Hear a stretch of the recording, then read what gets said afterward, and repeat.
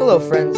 Welcome to the Truth to You Daily Podcast with Brother Scott. We are thrilled that you have taken time out of your day to explore with us God's timeless truth. Regardless of who we are, we all need the light of God's Word to illuminate our path for this day.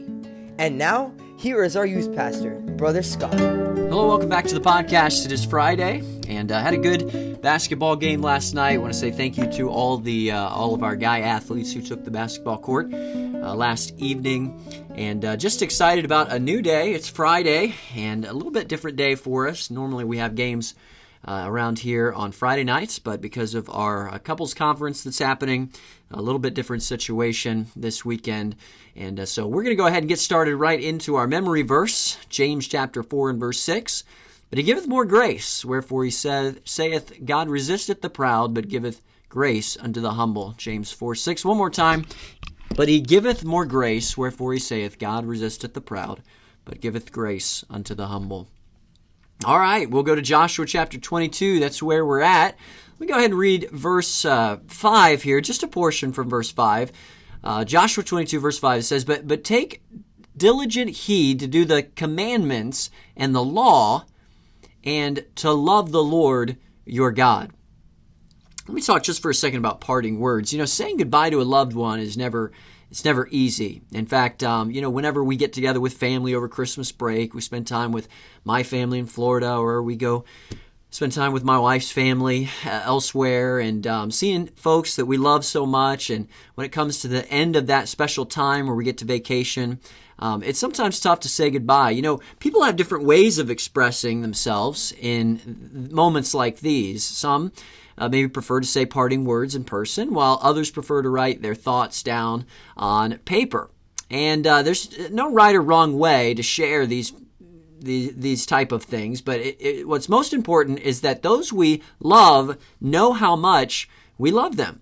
And in chapter 22, Joshua is sharing some parting words with the Reubenites, the Gadites, and the half-tribe of Manasseh, who are now ready to depart and claim the land that was designated to them, that was given to them. So the challenge of Joshua in this passage would serve as a wonderful charge to any graduating teenager who perhaps is ready to take that next step in their life. Maybe there's some teenagers, some seniors listening to this podcast right now. And, while the world would focus on, hey, you go achieve your dreams, hey, you follow your heart, that's not what Joshua says here. In fact, Joshua pleads for those dear folks to cleave to the Lord and follow his commandments. That was most important. That was paramount. Hey, as you leave, don't forget the Lord. Hey, don't forget his commandments. Cleave unto the Lord. I love that idea there of cleaving. It's the idea of to grab hold of and not let go.